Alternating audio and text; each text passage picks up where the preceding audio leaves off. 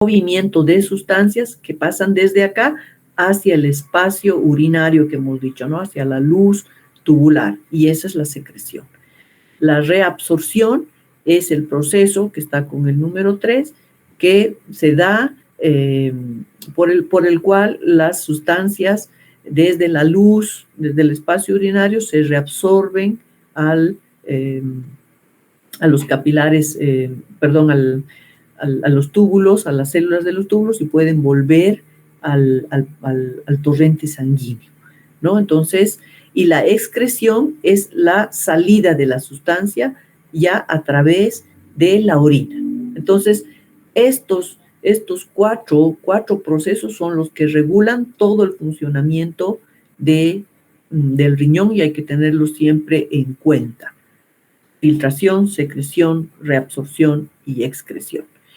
Y entonces esto nos da pie para poder entender también cuál es el circuito de formación de la orina, que sería la excreción, ¿no? Que hemos dicho que comienza con el flujo sanguíneo renal, que hace su paso por el glomérulo, y ahí se genera el fenómeno del filtrado glomerular, donde dentro del filtrado, pasando a la parte tubular, puede haber una reabsorción, pero también una secreción. Y finalmente lo que se excreta son los desechos de la orina. Entonces, si nosotros quisiéramos ponerle un poco de matemáticas, diríamos que la excreción es igual al fenómeno de filtrado menos la reabsorción más la secreción. Entonces, eso es lo que determina cuál es la concentración de la orina y cómo se forma. Entonces, ¿qué podríamos decir de la orina? Muy sencillamente, que contiene todas las sustancias presentes en el plasma, excepto proteínas y elementos formes de la sangre. Y este es un video que, bueno, no se los paso, pero he captado algunas imágenes que me parece muy ilustrativo de cómo el plasma, la sangre, está circulando por los capilares glomerulares, y luego a través de la barrera de filtración las sustancias pasan al espacio de Bowman y luego siguen su paso por todos los túbulos, sufriendo fenómenos de reabsorción y de secreción, para finalmente excretarse a través de la orina. Y para terminar un poco la parte fisiológica, vamos viendo cuáles son los determinantes de la filtración glomerular, ya de una manera que ustedes también la han visto mucho en fisiología, pero solamente recordamos que la filtración glomerular responde a la hipótesis o a la ley de Starling, que dice que el movimiento del fluido, debido a la filtración a través de la pared capilar, depende de una serie de variables que son la permeabilidad, la superficie y los gradientes de presión. Entonces, pero si pensamos que la tasa de filtrado glomerular es igual a la permeabilidad por la superficie, por la presión de filtración neta, podríamos decir que es muy, muy difícil estimar la permeabilidad de un lecho. Entonces, por ello, se utiliza el factor coeficiente de filtración para denotar este producto de permeabilidad por superficie. Así que la tasa de filtrado glomerular se podría reducir a un coeficiente de filtración por la presión de filtración neta. ¿Y de qué depende la presión de filtración neta? Depende precisamente de estas presiones hidráulica y oncótica entre el capilar glomerular y la cápsula de Bowman, que permiten o que favorecen el movimiento para afuera o un movimiento para adentro, ¿no? Una reabsorción o una secreción. Entonces, estas presiones, esta presión de filtración neta no es nada más que una suma algebraica entre estas presiones, la presión en el capilar glomerular, la hidráulica, que tiende a sacar líquido del glomérulo, menos la presión oncótica en el capilar glomerular, que más bien atrae el líquido hacia el capilar, menos la presión hidráulica en la cápsula de Bowman y la presión oncótica acá, pero que esta se desecha porque en la cápsula de Bowman no hay proteínas. Entonces, la fórmula de la presión de filtración neta queda simplemente reducida a estas tres presiones: la presión oncótica e hidráulica en el capilar glomerular, una que facilita la salida del líquido, otra que determina la entrada del líquido, y la presión en la cápsula de Bowman, que lo que quiere es meter el líquido hacia el capilar glomerular. Así que de esta manera surge la tasa de filtración. Es este coeficiente de filtración que ya hemos visto de dónde viene. Es un factor que junta lo que es la permeabilidad y la superficie de los capilares por esta suma algebraica. Entonces, si nosotros le ponemos números, el coeficiente de filtración estimado es 12.5, la presión hidráulica en el capilar glomerular es 445, menos la presión capilar la presión hidrostática en la cápsula de Bowman es 10, más la presión de las proteínas en el glomérulo es 25. Hacemos esta resta y se multiplica por 12.5 y entonces esa es la tasa de filtración. Sale de ahí, de 125 mililitros. De precisamente hablar del coeficiente de filtración por la presión de filtración neta. Entonces, esa es la filtración, la tasa de filtrado glomerular, que ustedes lo saben. Estoy tratando de recordarles más o menos para que lo tengamos en cuenta, porque la evaluación de la filtración glomerular es muy importante en la valoración de un paciente que tiene patología renal. El coeficiente de filtración por la presión de filtración neta, lo que nos da un total de 125 mililitros. Entonces, le ponemos aquí un poco de números y sabemos que el volumen de plasma filtrado por unidad de tiempo, que es la tasa de filtración glomerular, es igual a 125 mililitros por minuto. Entonces, si ustedes multiplican por 24 horas esta cantidad de plasma que se filtra por los riñones, estamos hablando de 180 litros por día. Imaginen la gran cantidad de veces que la sangre circula por los riñones durante todo el día. ¿Y para qué se produce? ¿Por qué es esta gran afluencia de plasma que pasa por el glomérulo? Precisamente para excretar de manera eficiente los productos de desecho y regular el medio interno con gran precisión. Entonces, esta también es una particularidad enorme de los riñones, que manejan un volumen tan alto de plasma que circula por ellos para poder efectuar esto que es la filtración glomerular. Y precisamente si hablamos de filtración glomerular y hablamos de plasma, entonces tenemos que hacer una relación con el flujo sanguíneo, ¿verdad? Están muy relacionados. Y algo que también siempre tenemos que recordar en fisiología es que el flujo sanguíneo a los riñones supone el 20% del gasto cardíaco, ¿no? Si hablamos de un gasto cardíaco normal de 5 a 6 litros, entonces por el riñón pasan 1.1 litros por minuto. Ya hemos dicho que es una gran cantidad en 24 horas. Si pensamos que el hematocrito normal es de 45%, que son los elementos formes, que ya hemos dicho que no van a pasar al filtrado, el plasma consiste en un 55% restante.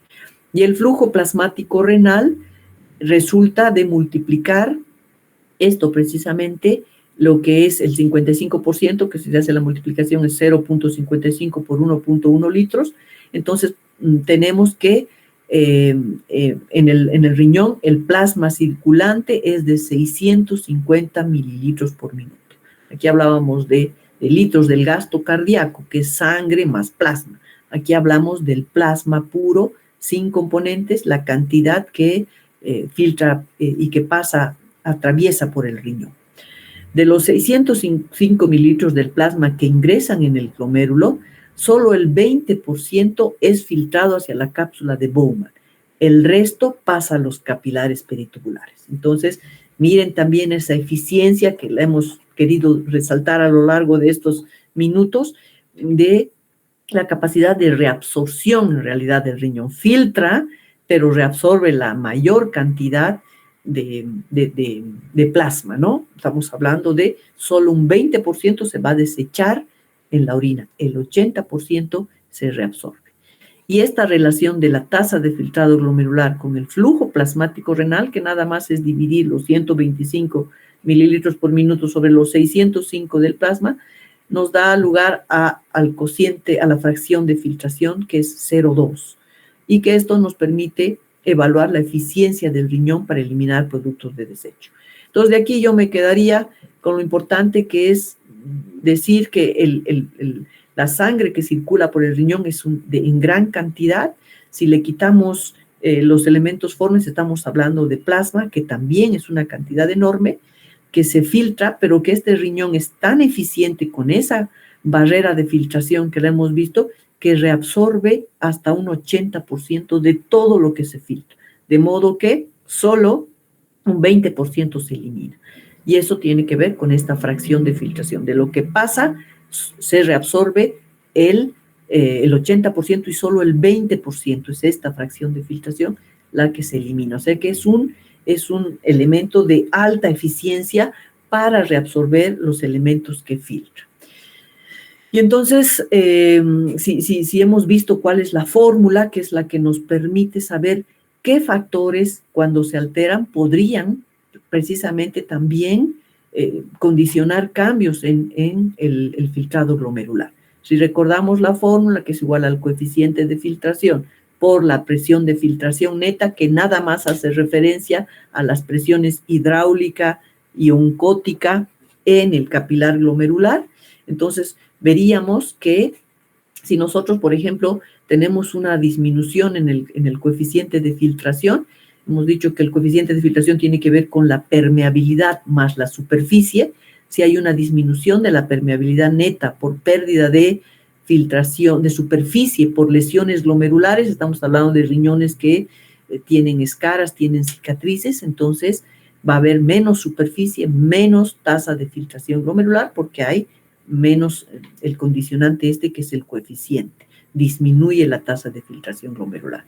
Pero si incrementa la presión hidráulica en el capilar glomerular, que hemos dicho que es la que permite más bien salir el líquido del capilar, entonces hay un aumento, estos factores pueden ser un aumento de la presión arterial, renal o una resistencia de la arteriola aferente. Esto podría condicionar un aumento de la tasa de filtración glomerular.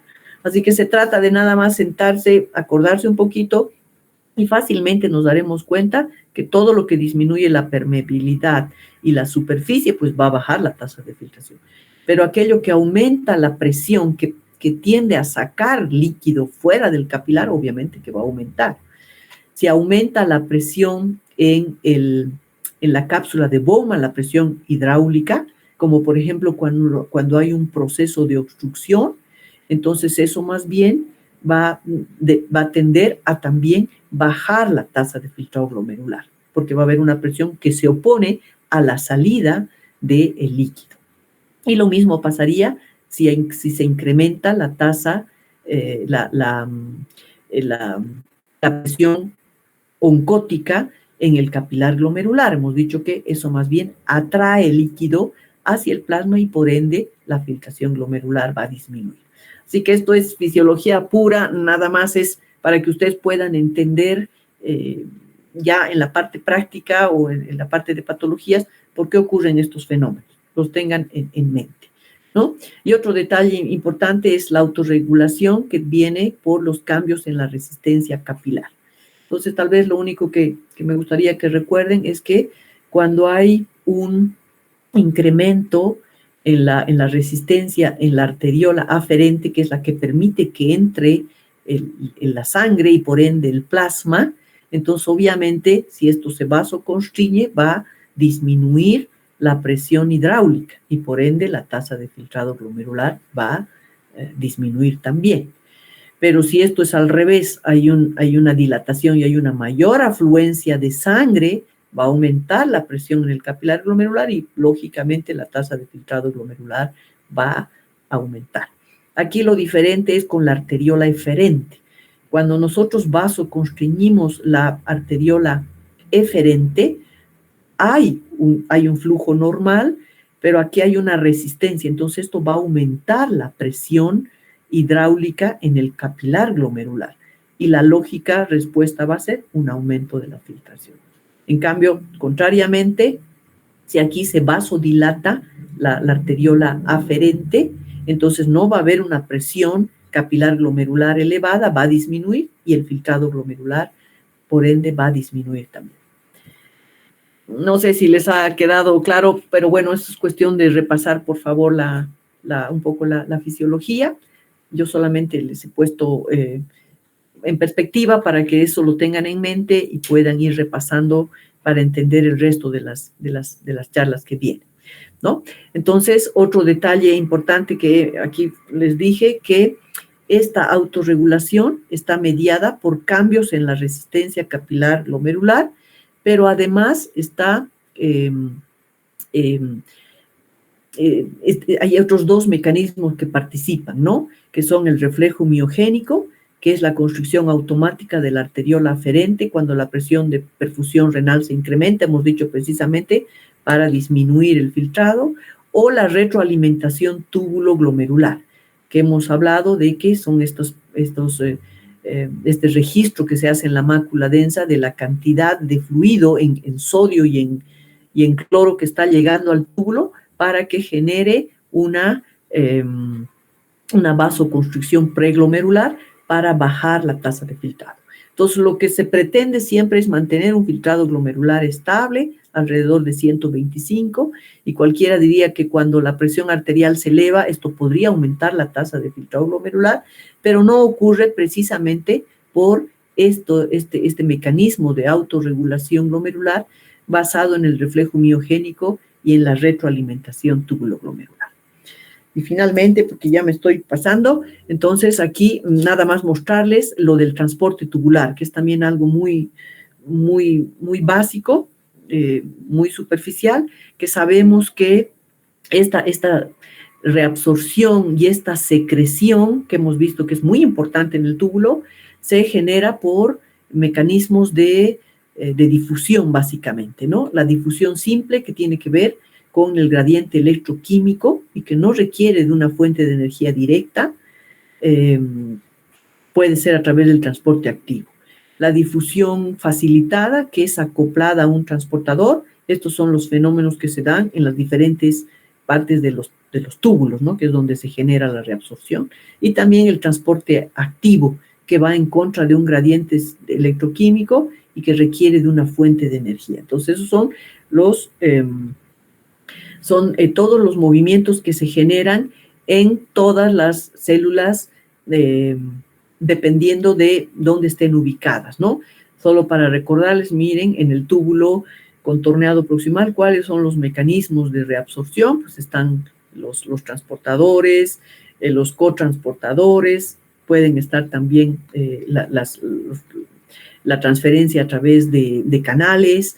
Entonces, todo esto lo tendrían que ir viendo ya cuando vayan, por ejemplo, viendo el metabolismo ácido-base o una función alterada en cuestión de problemas de reabsorción tubular, sobre todo en el túbulo contorneado proximal, ¿no? Lo mismo vamos viendo y recordando toda la gran cantidad de bombas, de canales que existen a lo largo de todo el túbulo, del proximal, del alza de Henle, y cada uno con sus particularidades de acuerdo a las funciones que cumple.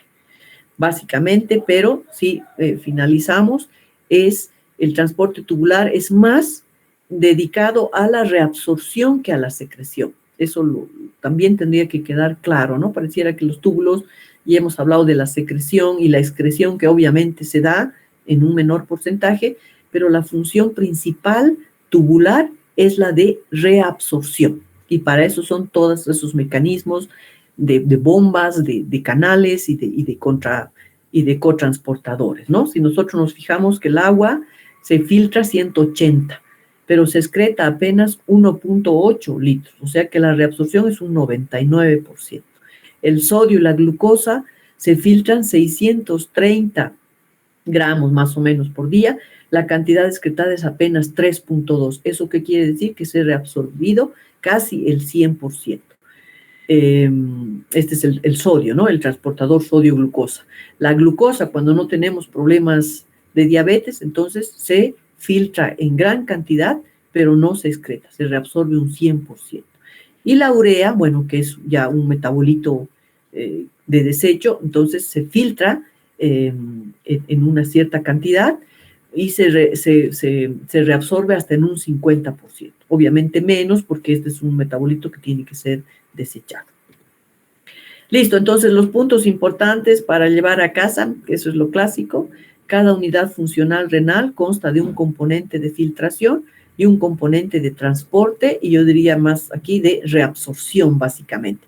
Hay excreción, pero estamos viendo que el tema en un riñón saludable es la reabsorción y la excreción de lo que hace falta. El flujo sanguíneo a los riñones es enorme, una gran cantidad. Miren, el 20% del gasto cardíaco en riñones que representan menos del 1% de la masa corporal. Entonces, el riñón está beneficiado con un gran aporte de sangre y, por supuesto, su trabajo por ello tiene que ser muy eficiente. La autorregulación es una respuesta adaptativa frente a cambios de la presión arterial para mantener estables el flujo sanguíneo y la tasa de filtración glomerular. Hemos visto que todo responde en general a fenómenos que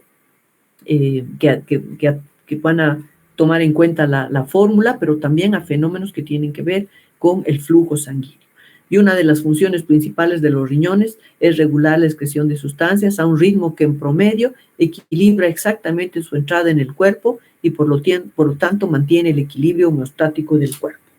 Entonces, eso es lo que se busca con el riñón. Ese es su gran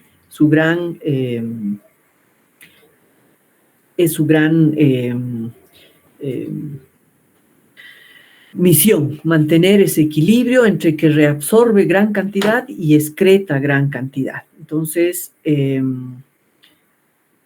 eso es, chicos. La idea es que, ahora no sé cómo quito esta cosa. La idea es que, Dios mío, tengo que repasar. La idea es que podamos tener en mente eso para luego ir entendiendo mejor todo lo que viene con la patología y las glomerulopatías y todo con la presión arterial, por ejemplo, y todo eso, ¿no? Entonces, si tienen alguna pregunta, realmente me excuso por este desastre, que no me acuerdo cómo manejar esto, pero voy a tratar de mejorarlo para la próxima. Y entonces mañana nos veríamos a las 7. Algunos, no quiero pasarme máximo 1 hora, de preferencia 45 minutos. Algunas clases van a ser un poco más cortas. ¿Ok? Entonces, aquí tendría que dejar de presentar. Eso. Bien, ya creo que se han ido la mayoría. Entonces, muchas gracias y nos vemos mañana a las 7. ¿Ok? Gracias. Gracias, doctora. Hasta luego. Hasta luego, doctora. Gracias. Gracias, doctora.